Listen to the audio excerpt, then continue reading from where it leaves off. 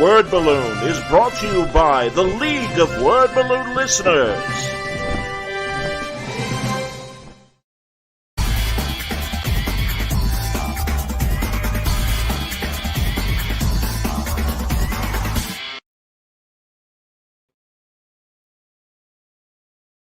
The focus of the museum is our area's history, and we cover as old as 420 million years ago, all the way up to present day.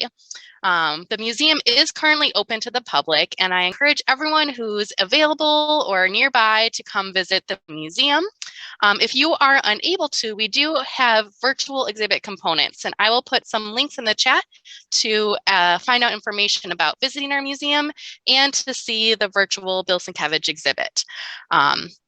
Today's program is graciously sponsored by our Preservation Foundation, which was making this program free for all. So I want to just thank them for their donation and making this possible today. So for those of you who are just tuning in too, today's Q&A will be moderated by John, and he is going to ask Bill the questions and kind of engage him in conversation. Some of you have submitted questions already, which he will be reading, but if you do have additional ones, please use the Q&A, the two little bubble icons, chat bubble icons at the bottom to ask additional questions, and feel free to address any issues with us in the chat as well. So that's my little intro. Thank you again, everyone, for being here, and I'll turn it over to you guys. Thank you, Sarah. Thanks, Sarah. Welcome, everybody. Really glad that you joined us today. Great opportunity to talk to Bill Sienkiewicz and really get into some of his wonderful art and his thoughts on art and everything else that is going on in comics and film and television. Bill, great to see you. How you been? Great to see you, John. I'm doing well, thanks. Just want to, I know we had a little bit of a chat, but I want to say to everybody who's listening, congratulations on the Hall of Fame for you. Thank you. That's really kind. Thank you very much, man. It's really nice, but it's today I'm really excited to talk to you and really everything that you've been doing. Not only new stuff, but also a wonderful time of people acknowledging your work through the Batman movie is out on HBO Max, and of course it's already had a great theater release as well. The Moon Knight television show is doing great on Disney, and these are characters that when we hear their names, Bill Sienkiewicz is right there with one of the best, as among the best artists that have ever touched these characters and stuff. So how is it for you in terms of this period of what's going on? It's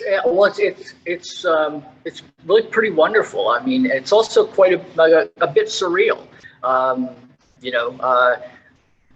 Like with maybe not so much with Batman, but certainly with Moon Knight and even going back a bit to Legion. Characters that I did with Chris and with Doug, the idea that characters that are, quote, mentally, divergent, it's like, or multiple personalities or whatever, or characters that you might not really think are front and center, that they're not a Captain America, they're not an Iron Man, they're,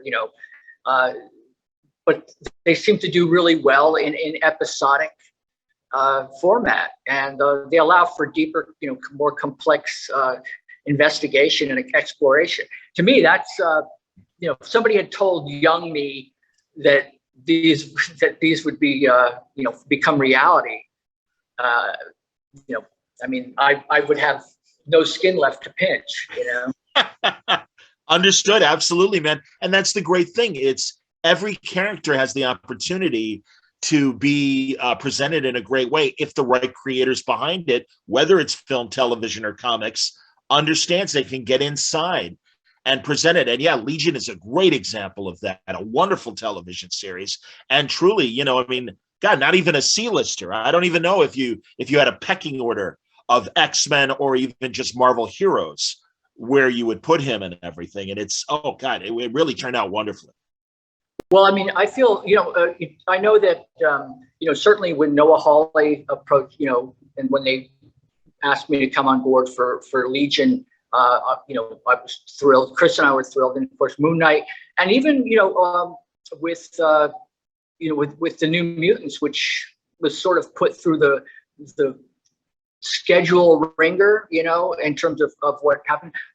Josh Boone did a phenomenal job. The cast was great. So I feel particularly very blessed in terms of not necessarily my work being adapted, but characters that I've been associated with. I feel very, very fortunate. I don't feel like there's been any real crash and burn.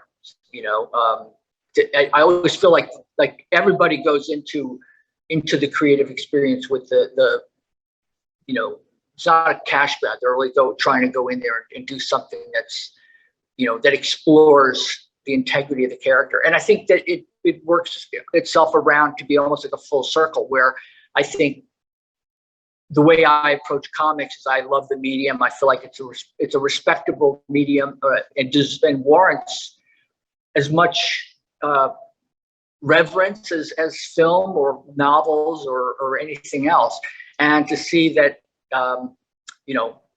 it's being treated that way, it sort of makes it almost like a circuitous.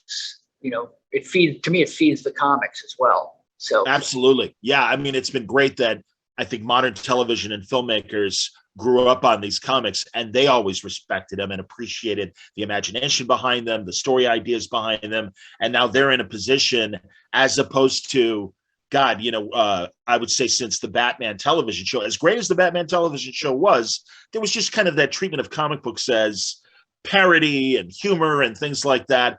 And I always quote the Rocky Balboa movie when he's going into the final round, and his son goes, "Everybody thought this was a joke. Nobody's laughing anymore." And it's like, no, they're not. They appreciate what's happening. And again, I think a lot of what you and your collaborators over the years is now being appreciated and exposed to the same ideas are being exposed to a broader audience. And again, we were saying this before we went on the air. I'm glad that comics do keep pulling you back as much as you get these opportunities to work with film and television people. Well, it is sort of my home. I kind of think about different comedians who go off and they work in film, or they have a TV show or something like that, but they feel really ultimately the most at home standing in front of a brick wall with a microphone in their hand. It's like that dark, seedy sort of comedy cellar pulls them back. To me, comics, that's where my heart beats the loudest. But it's interesting because I along those lines of the surreality, thinking back a couple of years back when we were actually able to be outside in public without masks. It was for, I think, season 2 or season 3 of Legion. Chris and I were walking, doing the interviews, and one of the reporters said to me, "Well, how do you feel about the fact that we're in season 2 of Legion? Did you ever think we would come this far?" And my response to that reporter, and in general, is all of that's gravy. It's like, I'm still kind of in awe of the fact that they let us do the comic book. I mean, some of the stuff that Chris and I were trying to do, or certainly in terms of my own development, some of the work I was doing on the later issues of Moon Knight, when I started to push things, away from the Neil Adams influence, I always felt like a huge case of imposter syndrome. I'm going to be found out, and they're going to ask me to exit the building, But for some reason, it's like they seem to tolerate me. So I'm all I ever cared about was being able to do another story. And so it's a very fruitful time, and it's a very exciting time. That's great, man. And let's talk about Moon Knight for a second. Tom Valenti from Red Bank, New Jersey, wanted to know what you think of the TV show, and then I'm going to ask you some questions in terms of your great collaboration with Doug Munch and you guys did in Marvel and everything. So yet, but I watched the first one. I'm kind of pretty busy with stuff, so I'm kind of want to binge it all at the end. which is sort of how I consume a lot of stuff that I watch or take in. I love it. You know, Oscar Isaac is terrific, and Ethan Hawke can't get better than him. So it's also interesting to see the reactions that it gets from some people. It's not everybody's cup of tea, but that's the nature of the business, of the media, of any medium. Certainly. Let's talk about you and Doug's run on Moon Knight. Really, came in the '80s, and it was such a fresh interpretation of the character. Remember, right? Don Perlin, I believe, was the artist that originally did Moon Knight, and he had his same look, but you added this very flowing. Certainly you played with the cape in a lot of ways. And my observation as a reader was that it felt like that's when the character took on a kind of Batman-esque, really kind of fluid kind of, it was reminiscent in a different way, but it echoed what Marshall Rogers, I think, and Steve Englehart were doing with Batman, like 10 years earlier or 5 years earlier. And I don't know if that was in your mind in terms of what you wanted to bring as far as the fluidness that you brought to the presentation of Moon Knight. I think some of that was by design, and not necessarily entirely by my design. I think that was actually kind of even Jim Shooter, who was the editor-in-chief at the time, and Ralph Macchio and the other editors that I worked with. Well, when I first started, it was actually with Ralph Macchio and Rick Marshall. It was the Hulk magazine as a backup feature. Yes. So my first job with Joe Rubinstein as the inker was also the colorist Steve Oliph's very first job. So we actually started on this very same series together. But I had gone into Marvel with a portfolio of nothing but DC characters, and it's not quite a mystery. I mean, I mentioned this before, that I didn't think my work was good enough for Marvel. So I actually tried to get at least a pinup or a critique of my work from DC. So I love Neil Adams' work. So I kind of did a portfolio kind of all his characters in different, story kind of structure, like 5 pages of pencils, several pages of inks, pinups, covers, whatnot. And so when I went to DC was not hiring. Vinnie Coletta, the inker, who was also the art director at DC at the time, called up Neil Adams. I went over to Neil Adams' studio and met him, which was another mind-blowing sort of part of my day. And Neil called up Shooter and said, I got this kid here. I want you to look at his work. So when I walked in, Shooter said, he looked at the work, he said, costume doesn't matter. He goes, but I could see the wheels turning, when he said, we got to find something that's in the Batman mode. And I could see them sort of, I'm just standing there, like looking at all these editors sort of like buzzing around, trying to figure out what would be the right character. And somehow they came to me and they said Moon Knight. And I had no idea who the character was. I mean, I was familiar with I was a big comics fan, but for some reason, this villain in a Werewolf by Night series, had managed to somehow slip through the cracks in terms of my awareness. So it wasn't like they were offering me the Hulk or something, although they did let me play with him, in the backup issues. Yeah. Oh my God, no! It really was exciting, and also that presentation of black and white art. I mean, again, growing up in the 4-color world and the traditional color comics and stuff, it just felt more adult. I mean, this was my late high school, early college interpretation of what I was seeing, but it was like, hey man, this stuff is growing up, and that's great because I'm growing up, and I still want to read this stuff and look at this amazing art. Well, it's very interesting because when I first started, again in the backup of the Hulk magazine, I think they called it Marvel Color, the spectacular Marvel Color. So even though I grew up with the newsprint, it wasn't until they decided to give Moon Knight its own series in the direct market only.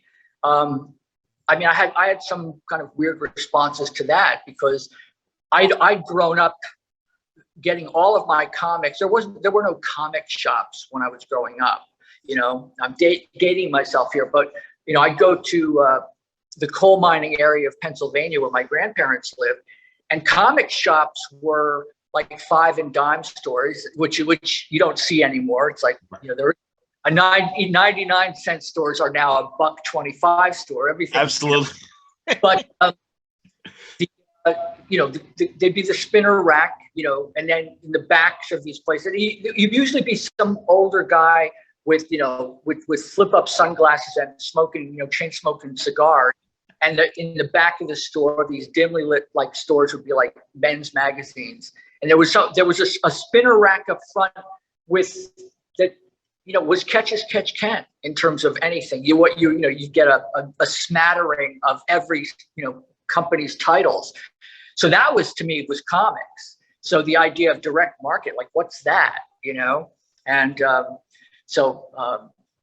but I love the idea that as much as I love the Marvel color and think it was so great, the idea that I was actually in the 4-color newsprint stapled together with that little corner symbol up in the corner, you know, it was to me, that was the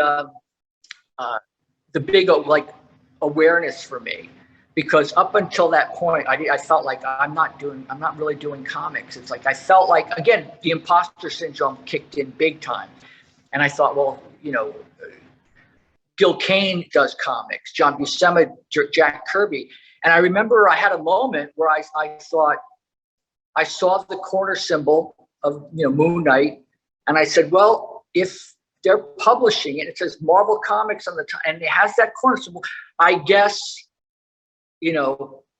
I'm doing comic books. I know it sounds kind of strange and surreal to say that, but I literally had a kind of a moment where I could talk myself into believing, you know, like really pinching myself that I was actually doing comics. That you know, I don't know why I flashed back to that, but it was, you know. I want to ask you about the imposter syndrome you were going through, because also when you took over the New Mutants, there was a very loud, you know, thank God there wasn't the internet, but there were certainly comic magazines and letter pages, and people would respond to what they were reading there. And there was a real like group of fans that were not happy with your style. And I wonder if that fed into any sort of imposter syndrome when you were doing it, because again, it was so great and groundbreaking. There was no disrespect for the John Buscemas and the Sal Buscemas, and name your favorite Marvel artist that had kind of, forgive me, the house style. But your stuff really was dramatically different. And even obviously, as you kept going in things like Daredevil and Love and War and some of your more painterly stuff, it got even more. But I just know that initial New Mutant reaction of, oh, what's going on here? How, you know, were you aware of it? Did it hurt? I mean, you know, how did it impact you? I think I recently had a conversation with Brian Bendis about this, how much you can't underestimate the creative power of anger and frustration, you know, of feeling invisible. Because again, growing up being enamored of Neil's work, I came into comics sort of through like as a Trojan horse kind of way. I mean, if I had come in doing what I was doing on the New Mutants, they never would have hired me, you know. So I kind of got in by you know, more or less subterfuge, and I mean, it was pure intent. I love to be able to do stuff like Neil, but at a certain point, the feedback that was so negative about me having grown up being a clone, even though my sketchbooks were full of other, you know, styles of art, fashion, illustration style, you know, much more graphic styles of work, Klimt, Wow. Impressionism, abstract expressionism. I just thought, I want to put all this into comics, you know. So for me, even though there were comic magazines, I know that when I first started on the New Mutants, at that point, I was really ready to explore and just sort of blow open the doors. And Shooter, like again, Jim Shooter, you know, for all of you know, he's still gets his unfair share of attack. But he was great to work with. I mean, he and I sort of busted each other's chops a lot. But he would call me into his office and read these, like, stop him before he kills again, Jim. Wow. Like letters to me. But in a weird way, I think that I gravitated toward, I learned to embrace the negativity because of the response. Because as much as some people loved my Neil Adams work and kind of were diametrically, opposed to the more abstract work, I realized that the opposite of love isn't hate, it's apathy. And what I realized is that my work was certainly not getting a meh response. It was like people seemed to either like it or they hated it. And to me, it was like, there's nothing better than that, because that it does more than imply engagement. It embodies it. And to me, I look at that as sort of a real litmus test for me, is whether, it evokes an emotional response. We discuss your impressionistic style, which again is so amazing, but there's a great question here from someone in the chat. I was at the exhibit last week and I was struck by the portrait work, even some rather abstract works in a little sketch of Ronald Reagan on the cover of Time. The likeness really comes through. And I've certainly, as an observer, appreciated when someone is in the news and following you as I do on Instagram and Twitter and the like on social media, you'll throw up a very accurate portrayal of someone. And the person was wondering if you have any advice on capturing a real subject's likeness. Wow. Well, it really depends on whether you want to do a caricature or a portrait. I mean, to me,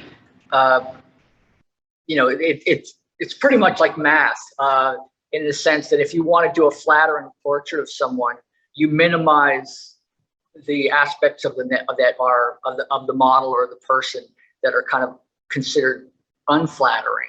And and you want to really brutalize someone, in terms of a parody, you just emphasize all of the wonkier features. But I wish I could like give an actual, even when I say math, to me it's like like that old joke about how do you carve a ship out of a block of wood? You carve away everything that doesn't look like a ship. With me, I've always loved doing portraits. And I started out doing them when I was in grammar school, because my father and his brothers were all big Rat Pack guys. I mean, they loved Frank Sinatra and Dean Martin. And I remember doing portraits of Dean Martin, like for my uncles.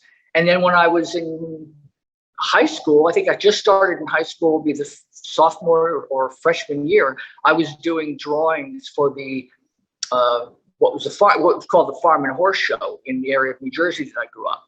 I worked with the Heart Fund, and I was doing portraits of fairgoers for $7 a portrait and splitting the money with the Heart Fund. And I think I drew more likenesses, and got used to drawing with people standing behind me. I got used to criticism, so in a weird way, it was kind of a perfect mechanism to teach me to kind of do things for conventions and also to work more and more on likenesses. So that's something I've always loved to do. And then, when a lot of these people that I grew up with who were very important to me started passing away, it was sort of my way of trying to do some kind of memorial of them. I mean, I know that doesn't really answer the person's question, but it's I think wow, yeah, it's like I think I hesitate to say that it's the academic accuracy is way more important. Daniel wants to know regarding process, what would you say is the best drawing exercise that's helped you the most? And by that, he means gesture, mannequin, or drawing bodies from boxes. I've certainly seen at the back of a lot of comics, hey, you want to learn how to draw Superman? It's all, squares, rectangles, and circles and stuff. Yeah, I guess, yeah, again, would you say that is there a best drawing exercise? And also, what other drawing techniques should artists practice? All of those mechanisms as how to draw kind of things. And I mean, I grew up with all of them, reading all of them, looking for the right way to do it, quote, right way. I mean, where they would draw the oval and they divide it with the lines or whatever. All of that stuff it's all sort of formulaic in the sense of, I find that for me, the one thing that really threw me into the mix was drawing from life, always carrying my sketchbook with me. And I started out drawing in pen. So I would just say, if you're going to draw, don't just draw comic books. I mean, I remember having a conversation with Stan Drake, the great strip artist, and he said you could see guys drawing, these muscular characters ripping, cars in half, but they said you put drawing a guy at the end of a business day sitting in a crumpled suit, sunk into a chair, where he's just beaten down. It's like they can't do that. So it's all about acting, So I mean, you look at a lot of work that's done, you'll see the superhero characters, and they're wearing a turtleneck or a shirt, but it looks like a muscular figure with a few extra lines and a couple of buttons. It's like they're not wearing the suit, they're not wearing the shirt. So I suggest, just getting a sketchbook, drawing in pen rather than pencil. And I'm not saying don't draw in pencil ever. I'm saying if you're going to draw from life, I wanted the idea of something that was going to stare me in the face and sort of not allow me to smudge it out or erase or whatever. It's like it trained my eye to get very, very precise. And if I was going to make a mistake, it was going to be right out there, So and you rapidly learn proportion. It's like the more you do it, like anything else, you just get better at it. So I mean, and also in terms of studying those books with the square shape, cones, rectangles, circles or whatever, all of that's true. There is truth to that. And you can learn a lot from them, but I would absorb as much of everything as possible. Understood. Yeah. Would you agree? It's kind of like learning the craft, learning what to do. And once you've got that, then you can start taking license and, not adhering to the structure and really start, kind of going to town. Yeah, that truism about, you have to like learn it and then forget it, and Yes. sort of like target. That is not only true, but it's become more and more and more true as I've gotten older. It's like I'm always striving to learn, and then I find that when I just let it flow, when I'm not quite thinking about it, it's amazing what sort of stays in there and how much you do retain. So, but you don't quite know, you can't quite see that route that you're going to be on until you kind of have a level of hindsight, where you can look back and go, oh, I see. Okay. It's been a process, as anywhere along the road, you can turn, you can see where you've been, and the road ahead is still a complete mystery. You can kind of understand based on some of the training you've gone through how you might want to navigate it, but that's why you keep needing to make things fresh. I'm sorry. Say it again. Continue to throw yourself curveballs. Understood. What are your thoughts? A couple people have asked this question on fans and artists getting to see your art techniques in depth via your IDW Artist Edition book, and will we see a volume 2 from you in that format one day? I hope so. I mean, I would love to see another IDW book and another art book as well. I think that the problem with the IDW book is that a lot of my originals have been sort of scattered to the wind. I mean, a lot of that is like, I didn't hold on to a lot of it. So usually with cases like that, they, Scott Dunbier and the way that those books are put together, they scan from the original art, all of the, the mistakes. It's not pristine. It's with all the warts and the blue line and the cutouts and everything else. So yeah, I would love to see other projects like that. Just to be a matter of kind of reaching out and finding the art. Understood. Pardon me, Gautam, I apologize if I'm saying your name wrong. Any possibility of Bill writing and drawing a comic book or graphic novel in the future? And his example is Straight Toasters, and that's a kind of famous work that you did with Alan Moore. That's something it's always in the back of my mind, and it's like, and I think it's like watching a pot boil on the stove. It's like percolating and percolates, bubbling and bubbling, and it's becoming. When I did Toasters, that took a lot out of me, because it was sort of the idea of doing a monthly felt a little alien to me. But when I did, it was almost like a fever pitch, and then it kind of came out, and it was done. But it was the most exhilarating and also the most frightening experience I've had. So I'm looking forward to doing more of that. But at the same time, I've also tried to improve my painting skills and my art skills, and I find that so I've been sort of circling that wagon again. I've been doing a lot of stuff for other advertising agencies or film companies or whatever, and but again, getting back to my love of comics, I want to do more of my own work. So that I've got some sketchbook ideas, and I've got certain things that are going to be that feel inevitable, but they're not quite ready right now. Well, there you go. We got cool stuff to look forward to. Tan Meng Chuen from Malaysia says, Bill, you've been very inspiring, and I've been following your work since the 80s. Your work excites us, inspires us, scares us, and also makes us look into ourselves. And many times I find that it's because of the risks you take. I see it's because of the risks you take. We learn from them. One, how far do you think that's true with you and your art? Does it scare you and the like? And also, why should comic artists today be taking more creative risks like you did when you've made these choices when you were younger? Wow. Well, first, thank you so much for the kind words. It's a unusual time right now. I mean, in terms of,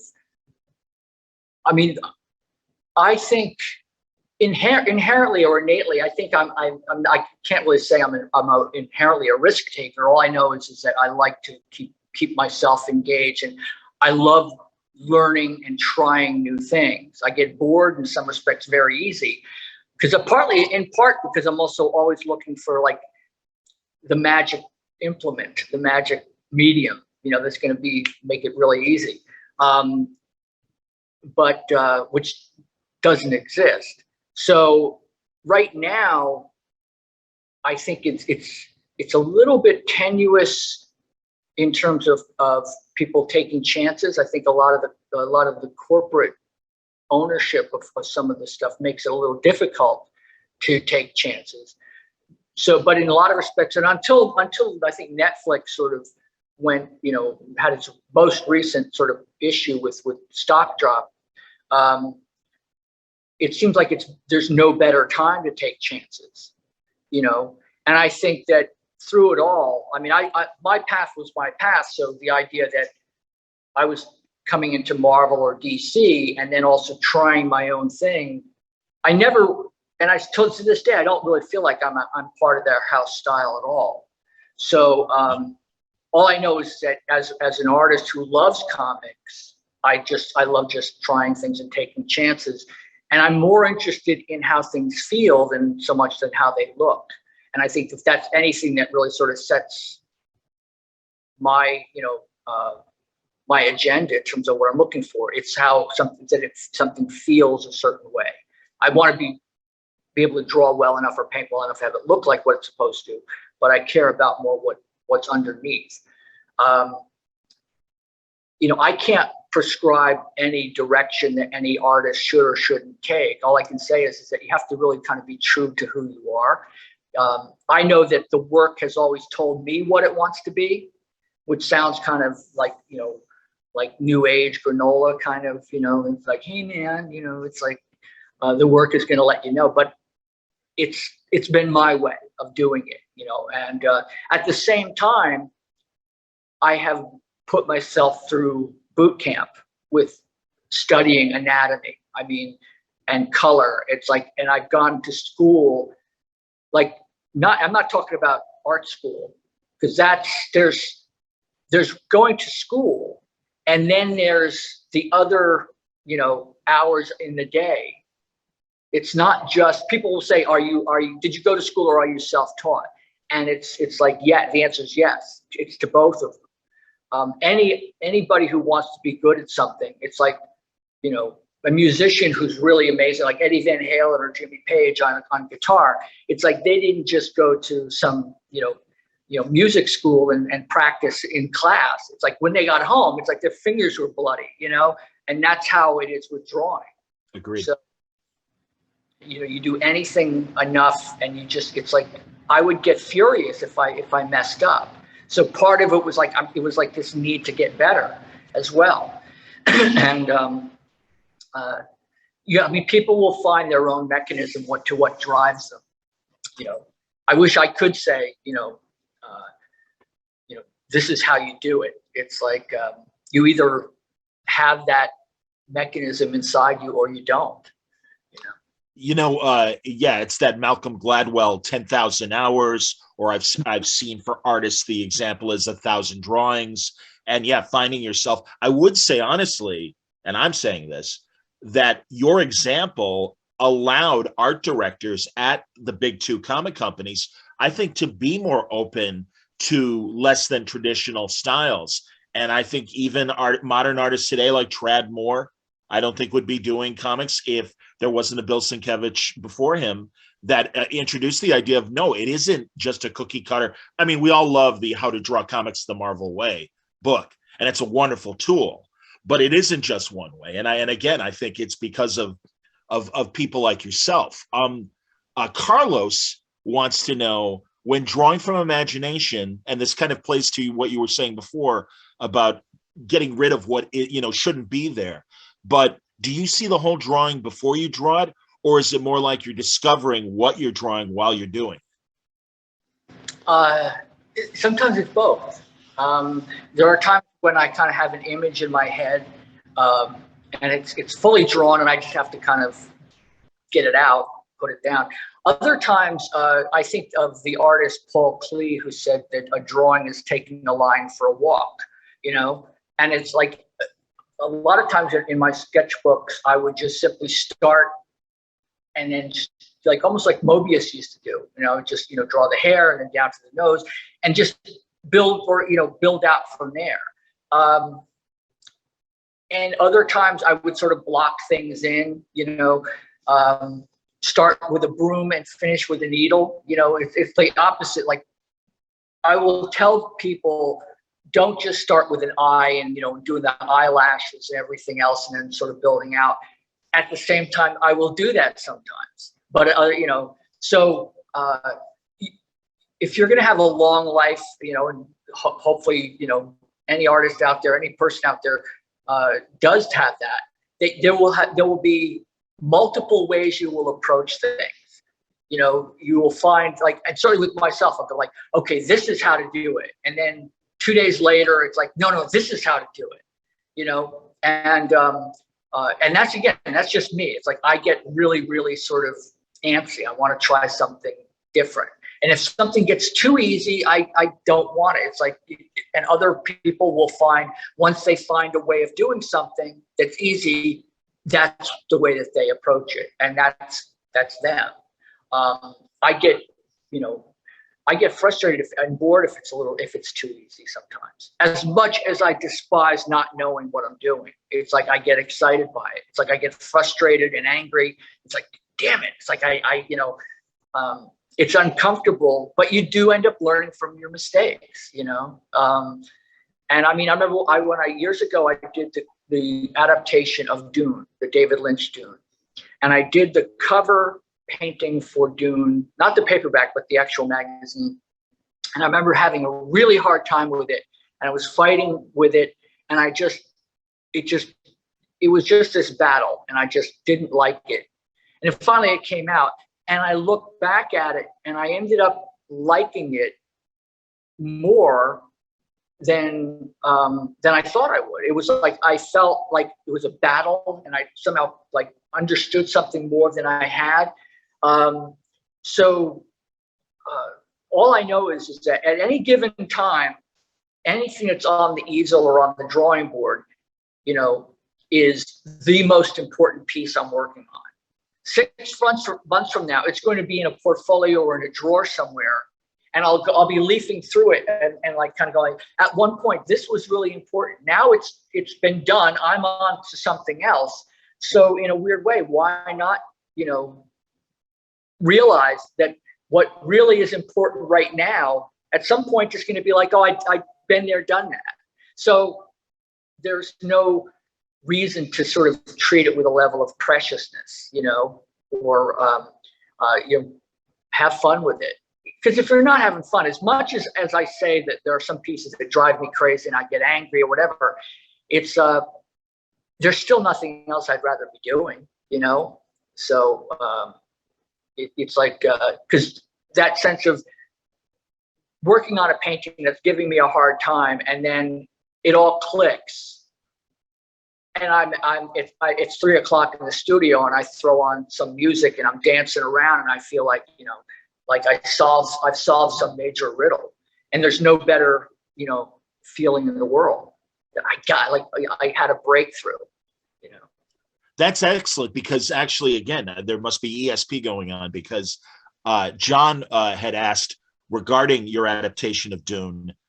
He feels it was a turning point in terms of finding your voice and style, and he was wondering if you'd be willing to talk about regarding that project. And as you say, you struggled with it, but did something happen on that changed the way that you look at things moving forward? Or was it a gradual change? Or again, as you've been saying too, sometimes it's, you know, as you go from assignment to assignment, you know, you're focused on the next thing. But would you say that was a turning point? Well, I think with every project that I worked on, it's not that I had a conscious agenda, although I think it sort of may have become more conscious. When I started with Moon Knight was my Neil Adams phase, and I sort of moved on to that, like away from that, and I started to want to do painted covers. So I kept wanting to up my game, so to speak, so and try something new and not necessarily repeat myself. So on Moon Knight, it was sort of the Neil Adams kind of learning the ropes. Then the later issues were me trying to find my own voice. The New Mutants was kind of going in taking the black and white line art and going even more abstract with it, doing painted covers on that. Elektra, Assassin, and Brought to Light, and Love and War was sort of taking the art style into the painted interiors. And then Stray Toasters was kind of putting all of my own writing with it, sort of. So I kept feeling like I always wanted to just keep jumping to another, like, challenging level. And I started doing the Shadow for DC. I thought I was going to be able to do more of the painted interior kind of work on the Shadow, you know, that I was doing on Elektra, and interested in where I was going to take that. It wasn't until after I signed the contract where the editorial, you know, powers that be at DC said, no, you're not. We don't want that. We want black. So I ended up. It was like I felt like I hit a wall. It was like the brakes had been applied, you know. Yeah. And so I ended up trying to find the way to make it, quote, worthwhile. So I put myself back to school. I went back and studied pen and ink artists like Joseph Clement Call or Franklin Booth, or a number of different artists. So there was always something to be learned, you know, by doing that. With Dune, I remember it was around the time I was doing the New Mutants. I was a big animation fan, Tex Avery, Chuck Jones, so which was sort of tied into what I did with the Kingpin in terms of speaking. And I felt I was a big Dune fan, a huge David Lynch fan. I mean, I loved Eraserhead. Oh yeah. At the time, also the Police were really big. I was into their music, you know, and Sting was in the movie, so it was sort of like this confluence of sort of intriguing and interesting sort of aspects that kind of all felt like they were all gelling for me. So sure. I remember going to the editor. I think it wasn't Ralph Macchio. Ralph Macchio and he wrote. It was Bob Budiansky who was the editor on that, I think. And I lobbied for it. I said, I've got to do this. You know, I've got to do this adaptation. And so in a way, it was bringing the adaptation of Dune, the book Dune, and how I saw the characters and in terms of how Frank Herbert had described them. Because I know that doing adaptations of films is usually a very thankless kind of job. I mean, you know, I remember, you know, you see multiple versions of a Batman movie, like the Tim Burton movie, where the Joker is not the Joker in the comics. The Joker has to look like Jack Nicholson, you know? And which to me is sort of like completely does away with the beauty of comics. It's like doing adaptation of the Superman movie in comics and having to draw the wires that hold up the actor. Wait, this is comics. You can do anything, you know? So for me, even though I was drawing Kenneth McMillan, who was the actor of Vladimir, who portrayed Vladimir Harkonnen, I also thought, well, I can make him extra, like even heavier in the comic, because, you know, he was like very obese in you know, it's like, I didn't have to limit the size of the character in the comic, because you can do anything in comics. You know, I could have made him the size of a house if I wanted to. Of course, they wouldn't have let me. But we got into, you know, many a negotiation with Universal, where it's like, you know, you made him too heavy or you gave him way too many pustules, and it became this perverse kind of like hilarious negotiation, where it's like, okay, you know, I'll trim off a couple of pounds, you know. Well, no, I'll take some of the pustules away if you allow me to like give him a couple of more kilograms of weight, you know. That's great, man. No, and again, I see that, and also hearing other artists that deal with studios in terms of conceptual art or for TV or film and stuff. Yeah, it seems like the handcuffs are on a little tighter, rather than, although your shadow example says that it obviously happens in comics as well, but it would seem like, again, when it's purely your thing or, you know, in comics versus movie and TV, there's a bit more freedom. And the Joker's a great example, and the Kingpin as well, that they become forces of nature rather than just heavy dude with the heavy bald dude or clown. And, you know, the Joker is much scarier if he does take on some of those heightened reality kind of traits. Yeah. Oh, yeah. Yeah. And again, that gets back to what I was saying earlier about how a character feels, you know, because you can have something that looks, and I've seen there are plenty of artists out there who can draw and paint rings around me, you know. It's like, and some of them intrigue me, and other ones can, and again, this is me subjectively speaking, some of them feel very academic and they can leave me very cold. They can leave me unmoved. They become technical exercises of perfection, but they don't move me in a kind of an emotional way, by either having me do part of the work to fill in, you know, that they're not saying everything. They're leaving me room to engage with the piece, and kind of, in a way, the artist is trusting the audience. And I sort of fall into that camp where I want the reader to do part of the, like, I want them to be engaged. I want them to do part of the work. And I trust and believe in their intelligence, you know, that it's a dialogue. So, so yeah, it's if, you know, and again, it really depends on different people. I know that there were a whole slew of fans that I have when I was doing the Neil Adams work in Moon Knight,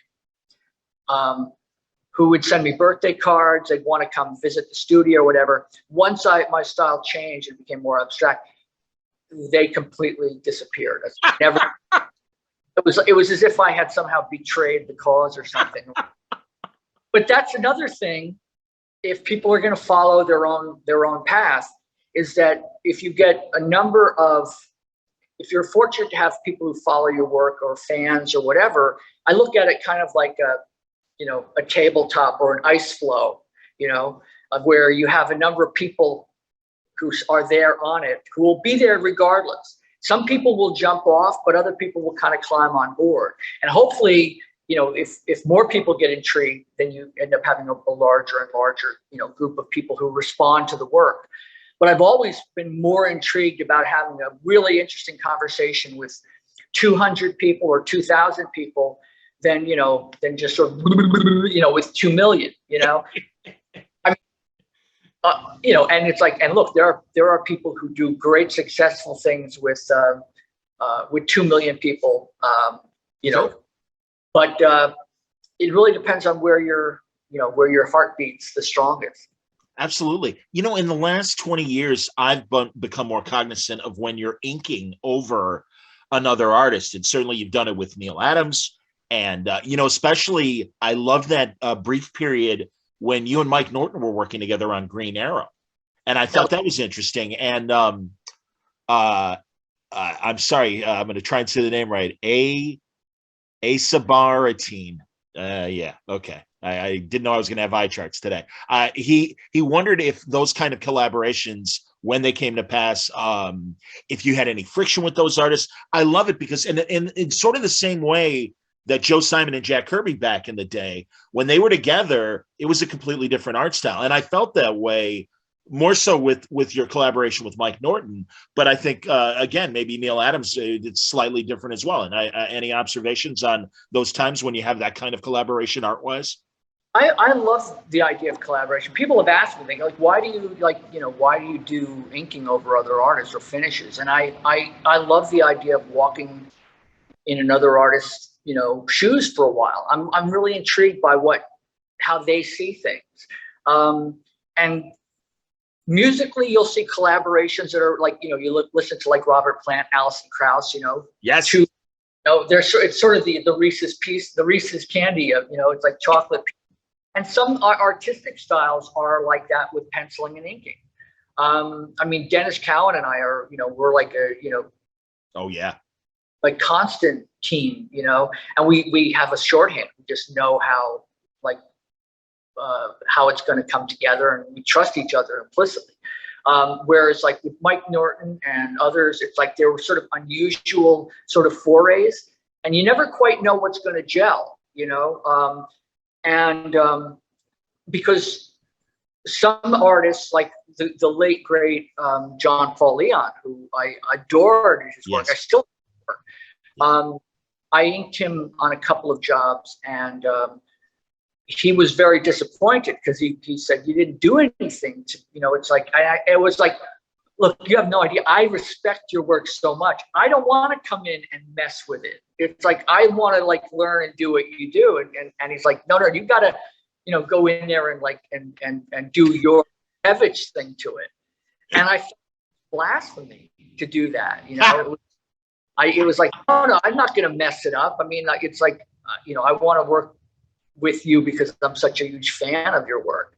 But yeah, there are times I really try to stay out of the way of doing too much of me to it, but I suppose it's inevitable because I always feel like I want to plus the artist's pencils or add something more to it, or get, in a weird way, get out of the way and not make it about me, but make it about the work. But collaborations are a wonderful part of the comics medium that I'm glad still continue. Understood. I want to get, we have just a few minutes left. People are wondering what type of paint you use and what mediums you use to paint and draw. You mentioned earlier that obviously there was a period where you went back to pen and ink and everything, but regarding paint, are you an acrylic guy? What pastel? What do you use? I started taking every medium. I fell in love with oils actually in art school, and I still love oil. But when I started doing painted covers for Marvel, I realized that I needed to do, work in a medium that was actually very fast drying, because a lot of them were very quick turnaround. So I started learning to work in acrylics. And I found a brand of acrylic that was like pre-diluted, more for airbrush. And so I just found every medium that I could that would facilitate, being able to facilitate drying and accelerate drying time, getting my idea down. So mostly what I work in now is I'll work with, either colored pencil, certain solvents like and watercolor, and then acrylic on top, and I'll just work up in layers. And I've gotten to the point now where, as much as I love working with oil, I work so fast I can mimic a lot of the effects I used to get in oils in terms of rub out and, like the Bernie Fuchs technique or whatnot. But in a way, the medium is the least of it. It's just it works best for you to get your ideas across in a way that works the best for you. But I'm anything that was water-based or oil-based. When I say oil-based, something that will allow me to work in layers and allow me to seal it with an acrylic. And then I can work on top of that. So I can actually even do more collage type pieces, where because plastic, paint, the polymer is plastic, you mix something together, put it down and glue it down, where you're not dealing necessarily with oil and water not mixing, if it's water-based, pretty much anything, ink, acrylic, watercolor, gouache, house paint, you name it. Polyurethane, it's like anything that's plastic that will hold with water. It's all fair game, That's great, man. And it's going to be exciting to see that when people go and see this exhibit at the Dunn Museum in Libertyville. Do you work from breakdowns and then compose your panels, or do you make it happen just with the idea in your mind? Well, there are times like, if I'm somebody I'm working with, the client needs to have breakdowns, I'll do my thumbnails are incredibly loose, even sketches. The only time a sketch is actually pretty tight is if I have a pretty concrete idea and it's going to save me time on the finish. But there are plenty of times when I'm working on covers or on pages where I have an idea of what I want, a kind of a vague idea of what I want. And then I will either shoot or hunt down the appropriate reference, and then I'll do the drawings. And a lot of times what I end up doing is almost like film, like where I'll shoot more than I need. Like I'll draw elements that I may or may not use in the cover. Like, for example, the Ukraine cover with the bear, I did the drawing of the bear, the head, and then I drew the paws separately on a separate sheet of paper so that I could actually, figure out where I wanted them to like, was one paw going to cover his snout or whatever?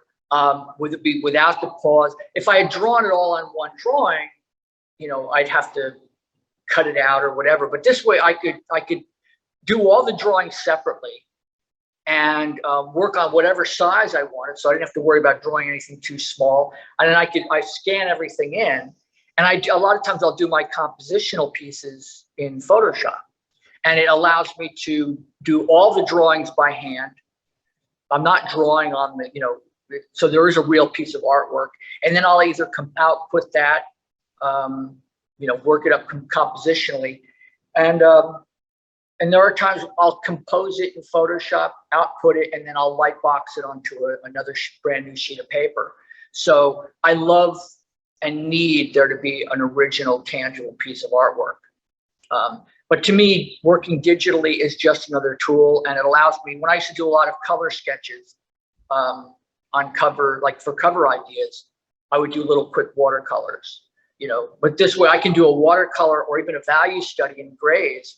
And then I can scan that in, and I can play with the color sliders or whatever, and work up warm color schemes, cool color schemes, and it actually helps me solve a lot of problems or answer a lot of questions. But again, for me, it really comes down to what is the best answer to this solution, to this problem creatively, and then I can kind of just feel free to do a fully painted piece with it, because I've solved a lot of the variables. Understood. Unfortunately, our hour is up, and I just want to remind everyone that the conversation we've had and the insight that you've given us in your art, take that with you. Visit the Dunn Museum in Libertyville, Illinois, just north of Chicago. The wonderful thing is, if you're able to make it on August 13th, Bill will be there live, talking more about his process and his great moments that will be represented by the exhibit. And, also, Bill, regarding social media, is there a way? Because really, a lot of people asked some great questions that we just didn't have time to get to. Can you give us your social media kind of checks and everything? There's two. There's my own personal account on Twitter is Sienkiewicz, SINKEVITCH, at Sienkiewicz. There's also BillSienkiewiczArt.com, which is run by Sal Avenanti and Chris Roop and the folks who handle my artwork, and Bill Sienkiewicz Art on Instagram, and then my own personal Instagram, which is at the real that Polish guy, and then also on Facebook. And I think there might be a couple of other social media things that I'm dabbling in, but those are the main ones right now. I mean, who knows? There might be a Patreon at some point. Understood. Oh, and that'd be great, Bill. I don't blame you for doing that. That'd be wonderful. I'm sure people would want to, support you that way as well. If you can't make it live to the Dunn Museum, the virtual exhibit, there's a link in the chat, and people should check that out as well. And of course, BillSienkiewiczArt.com, Bill's website. But, what can I say, man? Honestly, you're always kind with your time, and I love our conversations and love where this one went. And always a pleasure. I look forward to seeing you at the Dunn Museum in August, and hopefully some conventions along the line as well. But always great to talk to you, Bill, and I really appreciate this conversation today. Like always a pleasure, my friend, and I look forward to seeing you. You be well. I want to thank everybody who stopped by, and yes, and again, thanks to the Dunn Museum and everybody who's coming to support the show and check out the exhibit. I look forward to seeing you all there. Thanks, everybody, for joining us today. All the best, and have a great weekend. Bye, everybody.